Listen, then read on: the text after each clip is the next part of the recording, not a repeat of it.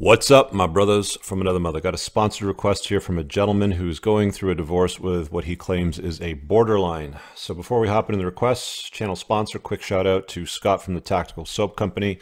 There is a link pinned in the description in the top comment. You check out with coupon code Cooper, you'll get 10% off.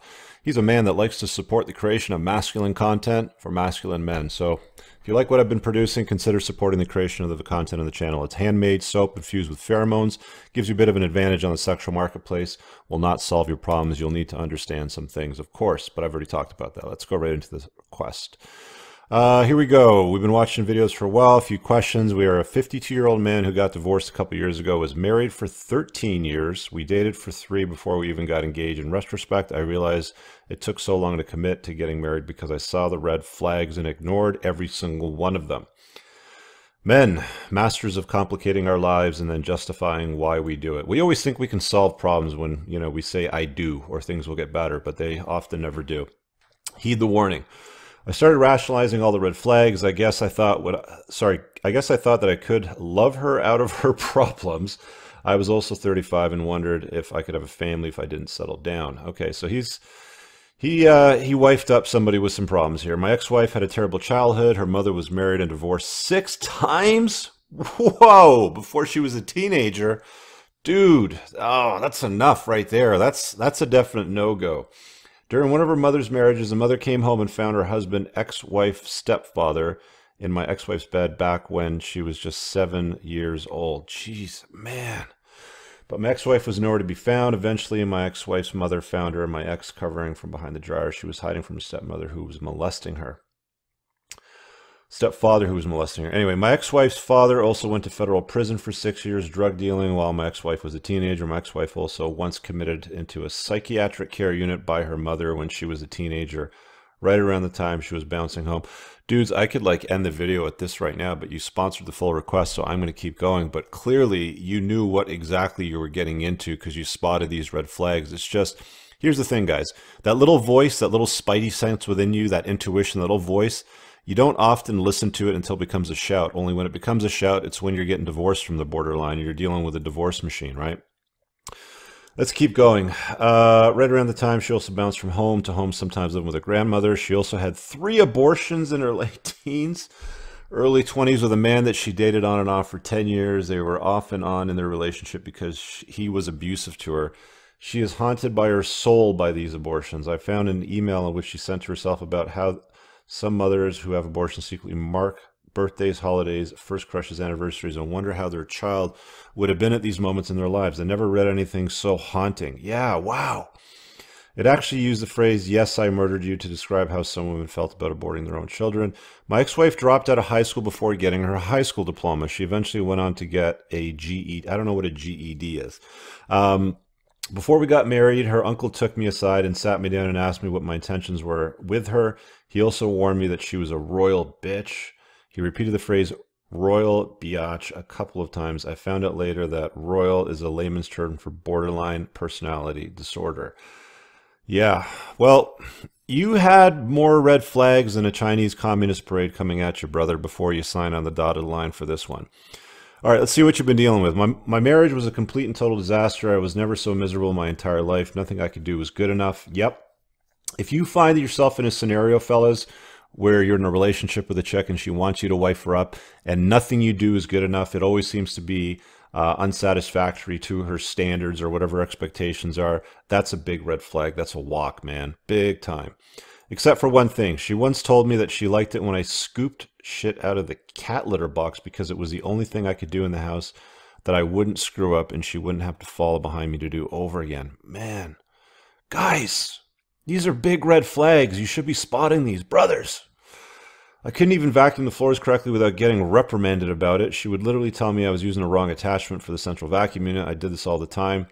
She did this about everything. During our relationship, I got to the point where I didn't want to and would avoid. There's enough material in this one sponsored broadcast for me to do weeks of Before the Train Wreck with Sean. Wow. During the relationship, I got to the point I didn't want to and would actively avoid walking through the room she was in because I was a fear of anything she would say to me. Yeah, I get it. I'm going to shout out to Sean again because, guys, this is a very good book.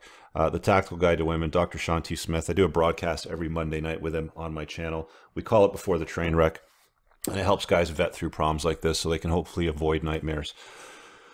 Okay, there was not much sexual attraction in the relationship at all. She was very reluctant to have sex with me in the initial part of the relationship. It took 5 dates to even have sex. That's not a good sign, you know. Women will break rules for the alpha, but make them for the beta. So if she's making you wait a prolonged period of time, 5, 6, 7 dates before intimacy happens, that's also another red flag. She obviously doesn't have very high desire for you when that happens. I was about to dump her because of it. You know the story. She said she just didn't want to rush into things. Yeah, sure. I felt something was wrong after listening to your channel a few times. I came across your references to Rollo's Rational Male, and the third iron rule of Tomasi really started to open my eyes. It's not just about her, but all women. If she's not having, I'll put a card up on the top right for the iron rules, by the way. Just going to make a quick mark here for 6 min. Rational Male, third book rule. Okay. If she's not having sex with you by the 3rd date, something is wrong, because it doesn't have to be 3rd, 2nd, 3rd, you know, something like that, 4th, whatever. But, you know, when you start pushing past 3rd, 4th, then there's problems. I mean, women enthusiastically hop into the sack with somebody they deem as an alpha, you know, in the same night. So making you wait just basically demonstrates that she doesn't have much value for you. You're just a ATM is the way she's looking at it. Because yes, she was literally the girl who F'd some of the guys out of the back of the bar, only knowing them for 30 minutes. And I eventually knew about it. See, there you go. Proof in the pudding, my friend. But of course, with me, her excuse for not having sex was I don't want to move too fast. Yeah, she's okay moving too fast with the alpha from the bar, but with you, she makes you wait like a dutiful beta, right? Even then, we knew we were going to have sex. She would show up late and almost drag her feet to get there. Yeah, not a good sign. Anyway, after all the stupidity, guys, there's a lesson in this sponsored content right now, so be very attentive to it. There's more, like, there's so many red flags here. Man, this is a big one. Anyway, after all my stupidity, I did something even more stupid. We eventually have kids. You know how that's coming later in my letter. Okay, we'll get to that. We had 2 kids with my ex-wife, asked her for another. She looked at me with tears in her eyes and told me what a great husband and father I was and said that she wanted more with me. I said no. Both of our boys have slight autism issues, and I just thought that we were a bit overwhelmed and thought our attention should be directed at the 2 children we had. 9 months after she filed for divorce, she waited for that time until I'd gone through training for my new job, which meant he got a substantial raise. During the 9 months she was waiting to file for divorce, she put in a text message to her best friend that she was waiting to file so she could get more child support. Women plan divorces, gentlemen. There's a divorce playlist, which I will link at the top right of the screen. Making a quick note here so I don't forget. Make sure you watch that. It's important content. I've put a lot of useful information out there, so it's worth browsing through that. She also sent a text to some friend that said about me, he's a good provider and when he wants to be a good daddy and husband, but I know we will never be first. I mean, he doesn't do drugs, earns better than good living, doesn't beat me. Maybe I'm selfish. I think we will never be first. Reference came from me giving up trying to make her happy. Yeah. Oh boy, I never understood what happened until I watched your video from the convention about female nature and you mentioned Berfolt's Law. Yeah, look up Berfolt's Law. There's also a video on my channel about that. You can search for it. How a woman would look at you with tears in her eyes and tell you how much she loved you and ask for more kids, and then once your sole purpose in her life was complete, she would quickly be done with you. I knew after watching your video how women could look you in the eyes while crying to tell you she loved you. Then a day later, it's completely over. That's standard protocol, by the way, guys, for borderlines, is they go from very warm to frigid quite quickly. Sometimes within the same day, sometimes, you know, within a few days. You know, they can go from I love you and I adore you to I want to get a divorce. It's not uncommon or unnatural. All right, so we're in the divorce proceedings now. I get a hold of her phone records. They showed that within a day or two of me telling her that I don't want to have any more kids, she called an ex-boyfriend, the same ex-boyfriend who was abusive to her. And alpha widow. Guys, alpha widow right there. Boom. And the one whose children she had aborted. If you don't know what an alpha widow is, just Google it. Okay, you'll find an article blog on it. I will spare you the details of what happened between them, an affair, of course, but of course it didn't work out. She was banging 2 other women. He was banging 2 other women at the same time as her, and she knew about it because she asked him to take pictures. She had never done that with me, and of course she didn't want to settle down with a gal. Yeah. The divorce was bitter, bitter, bitter, an absolute battle for every single thing she said. She was a colossal B, and the first attorney dropped her and sued her. Her first attorney dropped her and sued her? Wow, she became a bad client. You read that right. Okay. You know, I've I've seen women dropped by their attorneys. I've seen women go through multiple attorneys during family law because they don't want to deal with their crap. So it does happen. It's not common, but it's more common than what you think, believe it or not. Anyway, before the first attorney withdrew and sued, her attorney recommended through my attorney that we go see a counselor to work out parenting issues. That's not a bad idea. I didn't think that was such a good idea, going to a counselor suggesting your soon-to-be ex-wife's lawyer. Yeah, that's really, really stupid idea, is it? No, because you want to be able to co-parent. Like, you want to, like, I mean, the best environment for kids is to have both parents in the same household raising the children together. Second best of that is co-parenting or a shared parenting arrangement, meaning, unless the other parent's absolutely psycho and it's important that you have the custody. But if they're stable enough, you should co-parent. She's a little off, though. I mean, I would almost argue for sole custody in this scenario. I didn't think that was a good idea. Okay, well, normally I bet you would think that is turned into a disaster. Me going to counselor recommended by her lawyer, but it ended up not being as bad as you think. My ex-wife was such an unbelievable B to the counselor. Her own lawyer sent us to do. During one session, our last one, the counselor separated us, and I heard screaming coming from the other room. The ex-wife and counselor was in. The counselor came out of the room, and they were in and came into my room, calmly closed the door, and recommended that I buy the book, Stop Walking on Eggshells. That's a good book. I've heard Dr. Smith actually recommend that one. I already knew about the subject matter in the book, borderline personality disorder. The counselor said to me that my ex-wife would be fighting with me over my children when they were 35 years old. Also, I needed to get help because this wasn't going to get better for her, and trying to work through the parenting issues. Man, guys, a lot of people go, well, my girl's got these red flags, and what do you think? And can you offer me some feedback? And here's the thing. You can marry the borderline personality disorder, the narcissistic personality disorder, the psychopathy. You can marry these crazy women. People do it all the time. But why would you want to when you have to live a life like this nonsense, when you can vet through the riffraff and potentially find somebody that doesn't come with all this baggage? I mean, family law in itself is extremely hostile towards men anyway. So why would you get married under the conditions that the state can decide what happens to your money and access to your kids with somebody that's off the chart crazy? It's just such a bad idea. Men, I'll continue to warn you. Again, I'm vehemently opposed to marriage because of family law, but more specifically, don't do it with somebody that's got serious or significant issues like this. You can totally avoid a lot of this nightmarish scenario by being attentive to what happens, in the dating phase and the honeymoon phase, right? Anyway, of course, she was verbally, personally attacked during this time in a different counselor who was working with her children. So I asked the children's counselor to help us with some co-parenting issues, and that counselor didn't want anything to do with this either. Yeah, a lot of people don't want to deal with therapy, and when it comes to somebody with borderline, counselors, like, they just don't want to deal with the stress themselves. So that just goes to tell you, why should you guys wife up somebody with those, issues, daddy issues, borderline issues, narcissism? Oh man. Anyway, court battles are ongoing. She does absolutely nothing that she's supposed to do. You're surprised. The courts do absolutely nothing. Again, you're surprised. If you have, the man parts, they're not gonna consider you that important. It's only the mother that, family law, seems to side with. I'm absolutely shocked about how bad the system is. It's that bad, guys. Listen up to this guy. Not only is he getting divorced, going through the divorce machine and seeing what that's really like and how hostile it is towards men, but he's doing it with a crazy woman. They do absolutely nothing. Even the judge's remarks in chambers that she's an asshole. Wow.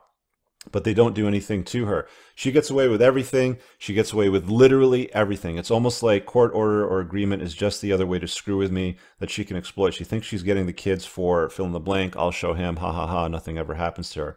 That's just the way that it is, fellas. The stress on me has been incredible. I lost my job because of it. I've literally lost a very well-paying job, $400K a year, because I now have so many medical problems directly attributed to the stress of dealing with this ex-wife of mine. Passive suicidal thoughts. My heart literally doesn't beat right sometimes, and I have 2 operations to try to fix it. Ended up on antidepressants. Guys, I've said before you go on antidepressants, make sure you're not surrounded by assholes.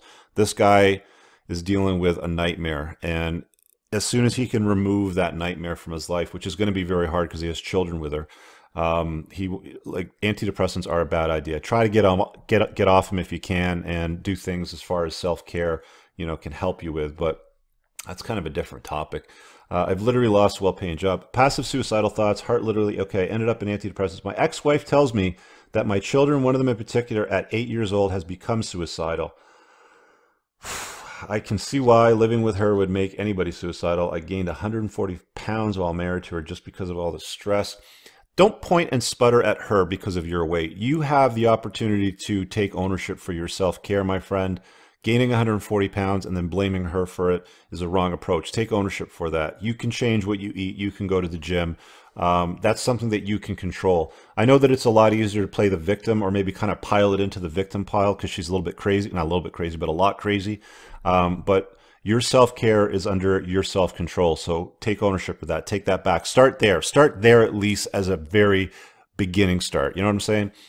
Oh, and get this. She wants to get back together. She asks me every 6 months. Wow. Man, Jesus. I know that I was a beta my whole life. The nice guy. I watched your video about man cave, and sure enough, I built a home, and this woman, we designed a man cave right from the start. Search my channel, guys, why I don't like man caves. You can look it up. Entrepreneurs in Cars, man caves. Just search it on YouTube. She ran the frame in about everything. Of course, we almost never had sex, and she ran off with a loser who beat her and banged 2 other girls on the side, and she knew it. Alpha Widow. I've taken a course on how to be a man in life, and it was awesome. He puts frame into different contexts of who is leading and who is following, but while he was fantastic, I consider him a great friend. He is young and absolutely no experience with divorce and the child custody issues. Okay, here's the questions. I have many questions for you. How does a man recover from the situation? Well, the first thing you got to do, my friend, is take ownership for your self-care. That 140 pounds of belly fat, destroy that, smash it, get a gym membership, get a trainer, start eating properly. You need to start there. You need to get off antidepressants too. That's another thing. Get your endocrine system checked. I just had my blood drawn today, actually. I usually have it done every 3 to 6 months. Get your endocrine system checked at 53. If you're not on TRT, you'll find that'll help you a lot. You'll have a lot more focus. You'll have a lot more strength. You'll have more confidence. You'll look better. You'll burn fat. You'll grow muscle, of course. How does he build back his life? Well, I just kind of covered that. So let's just tie those 2 questions in together. How does he ever trust women again? Well, you just picked a bad one, dude. I mean, there's no unicorns. There's no perfect women out there. There's no one. There's no one out there. There's good ones and there's bad ones, but they're just women, Just understand that women aren't going to love you the way that you've been expected for them to love you. Men love idealistically, women love opportunistically. You talked about Perfault's law and understanding that concept and how you were useful to her to be the dutiful beta to help her reproduce with and have children to meet that obligation, but she would go out and bang Chad or Steve from accounting, whoever you want to call it. That damn guy Steve, he always gets in the way. Sometimes it's Kevin for marketing too. But yeah, just understand, the reality of the sexual marketplace in which you've gotten into. I assume that you're done with marriage, and I assume you're done with family law, and you're done with having kids at 53. So now it's time to work on yourself and just understand that you had a very bad experience, probably one of the worst that I've heard of. But does a man ever recover? Yeah, dude, of course you can recover. Human beings are exceptionally resilient.